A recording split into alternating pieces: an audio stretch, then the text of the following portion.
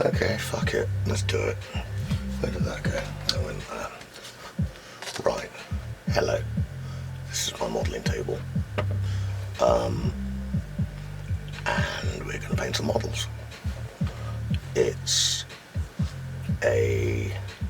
well, the model kit, the tank itself is a Scimitar from Empress Miniatures. They rock. Please go check them out. They are fucking awesome. They do all sorts of obscure and weird 28mm stuff, and their kits are amazing, if a little complex to put together. However, they do weird things like, well, unusual things like the Scorpion Scimitar thing. And these guys are Australians in Vietnam, so 28mm is their thing. I haven't shown this thing being put together because it's challenging. It's not for a beginner, although it is sort of. Well, no, it's not. It's not impossible, but it's challenging to get it to this state. A few basic stuff, pins, glue, but again, it's not I wouldn't give this to a, well, they say anyone under the age of 14. This is niche by anyone's standards, so I'm not sure if the average 14-year-old would want to build it, let alone have trouble with it. However, all of these need undercoating apart from this guy who I've already painted. Let's have a look at him. Where are we? How do I make you do that?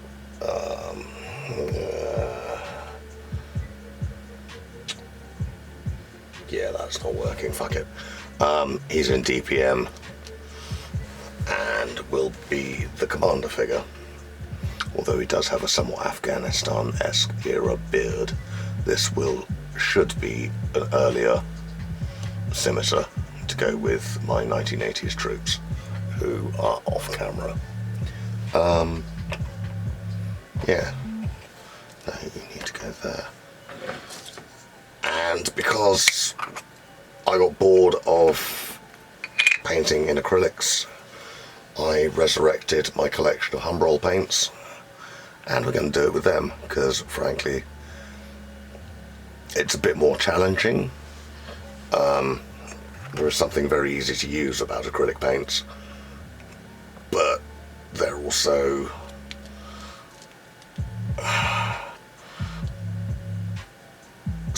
I don't know, I can't get on with them. I like these oils, and the finish is better. Like, you get matte finishes rather than semi-gloss or plastic-like finishes with acrylic. I've always had problems. From the first attempt with acrylics with the Games Workshop stuff to the later stuff with Vallejo, which were nice paints, but like, no, I'm sorry. So I finally went back and got these guys out, which are all White Spirit based. And if I do that, and we are going to make a very easy primer out of Humbrol's matte white, which is very nice and good, is well pigmented. Over this white resin is going to be a bit of a nightmare, but there's not much I can do about that. It's white resin.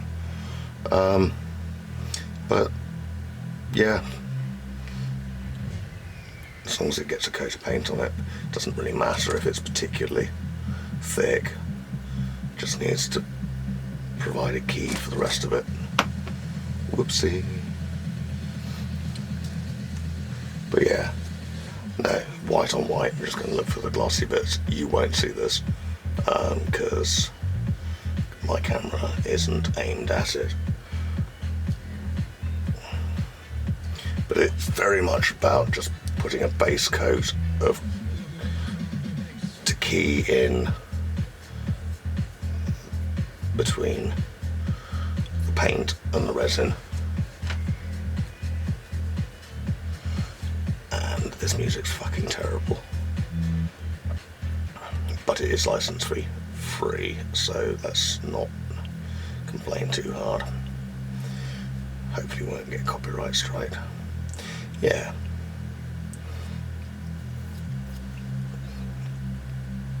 Where are we?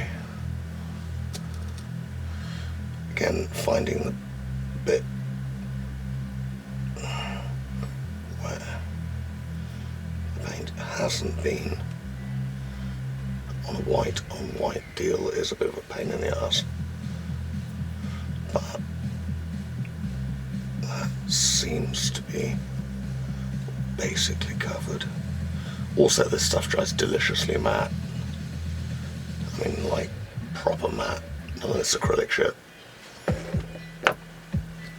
Like pseudo mattes and semi-glosses.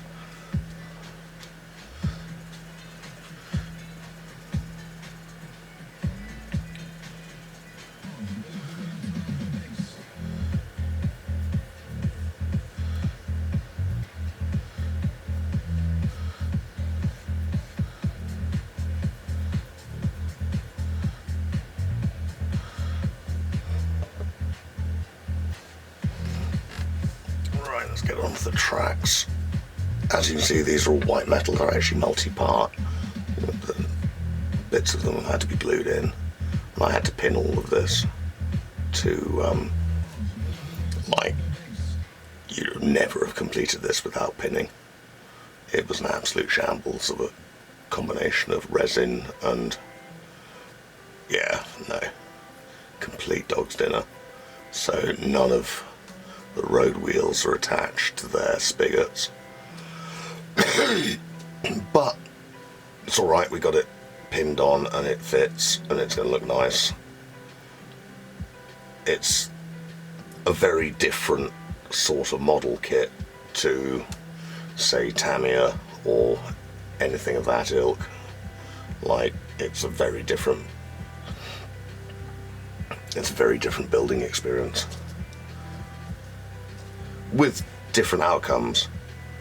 You know, these are gaming pieces, so, you know, as much as we'd love, mind you, Rubicon models are doing cool things. Like, they're doing very cool things at the moment in terms of plastic kits for 28mm or 156, which is what this is. Actually, I don't know, I think this might be 1/50th because it's Empress. I hate this music. I can't think of anything else that's going to go over the background of me and that's going to allow me to concentrate on this without having to constantly talk.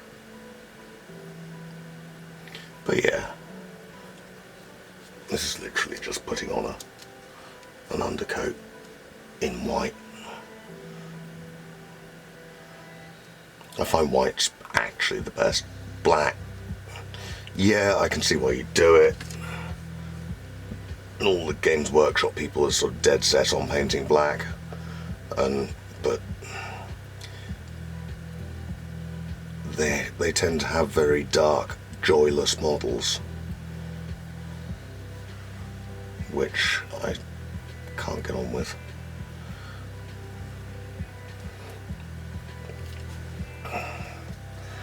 I'm a great believer in doing the paint job as in real life. So if you want to have chipping, why not put a layer of you know, oxide red underneath on top of a quick spray of silver where you want it, like, rather than all this pre-shading. And I saw them painting, I think it was the Yagged Tiger at the Tank Museum, and gave them somewhat of a salty comment, because they were literally trying to paint a real tank as we would a model, and it looked like it looked like a chocolate box. It looked weird. The colours were wrong. it literally looked like a Neapolitan ice cream, which was a sad fate for a Yag Tiger, like, you know.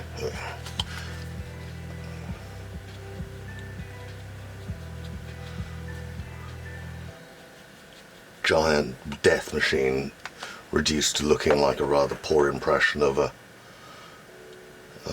Neapolitan. It was a bit sad, really. Like, it looked like an ice cream, which was,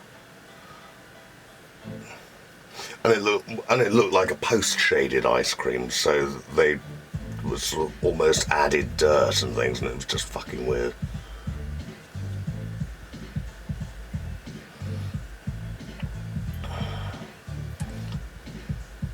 Which is sad. You'd think the Tank Museum would get it right every time, but they don't. Where are we? We're 10 minutes in. I'm going to stop here and we can add this video